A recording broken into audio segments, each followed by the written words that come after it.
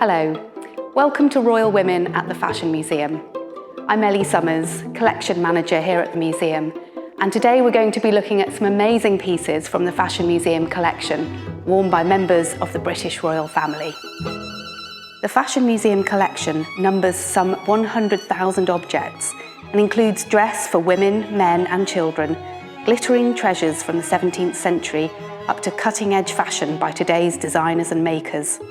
And one of the jewels of the Fashion Museum is a wonderful collection of royal dress.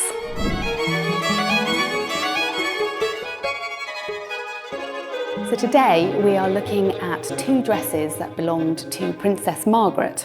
And the first one we have here is a very beautiful, very delicate cream silk chiffon dress made in 3 parts that dates to 1952 and is by Dior. As the younger sister of the Queen, perhaps Princess Margaret wasn't quite so strictly bound to only wear British. She did wear British design, but she did love Christian Dior. This particular piece was originally conceived with an all-over rosebud print and was called Rose Pom Pom. But actually, Margaret ordered it in plain cream, which I think is lovely. It clearly shows that there was that client-designer relationship and that she had specifically requested it for her own style. So this would have been a day dress, and it's made up of 3 parts. There's a boned bodice, a bolero top, and a skirt which is mid-calf length as well. The bodice, which is strapless, was probably boned quite a lot inside, and we can see all of the couture making. How many bones are there? 7. 7 bones, and then you've got all this row of hooks and corresponding eyes, and then on the outside as well you've got more fastenings, some little press studs and a few more hooks and eyes. The gathering, the soft drapes at the bottom of the bolero, all across the bone bodice as well. And then this is replicated, of course, with the soft drapes here, the pleats of the skirt, which is all just held underneath the waistband. You can imagine all the petit mains in the couture house working so hard on this, on commission. I've just had a look inside of this, and you can see there these crisscrosses on the inside of the waistband, which always tells you where the front of the skirt is as well.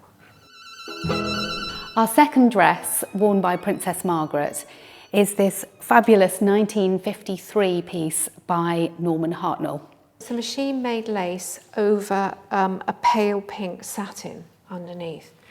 But the lace is quite stiff as well, so it's backed by this stiff net as well, so you really get a sense of the whole of the lace pattern.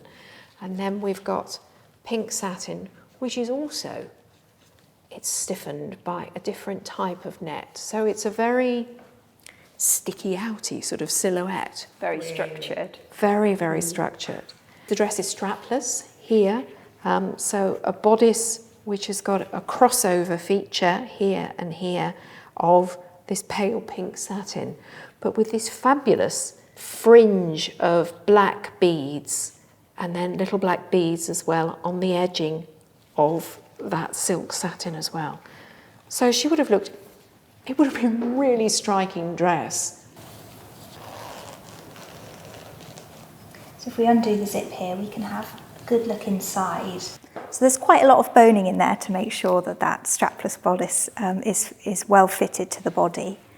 It looks to me like there's quite a strong line here, undulating line down here. And maybe that's where the lace was joined.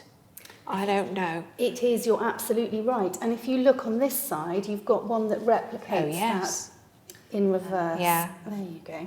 So it's nice to see, not only to get a sense of a wearer of a dress, but also to get a sense, or start to get a sense of a maker of the dress. And so many makers would have been involved in this, because you have the designer Norman Hartnell, who was very much associated with the royal family, not only with Princess Margaret, but also with her sister, the Queen.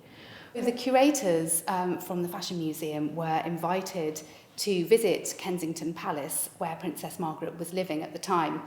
And they had 4 beautiful dresses presented to them, laid out on a bed in one of the bedrooms by one of the dressers, and they were asked if they'd like to choose one.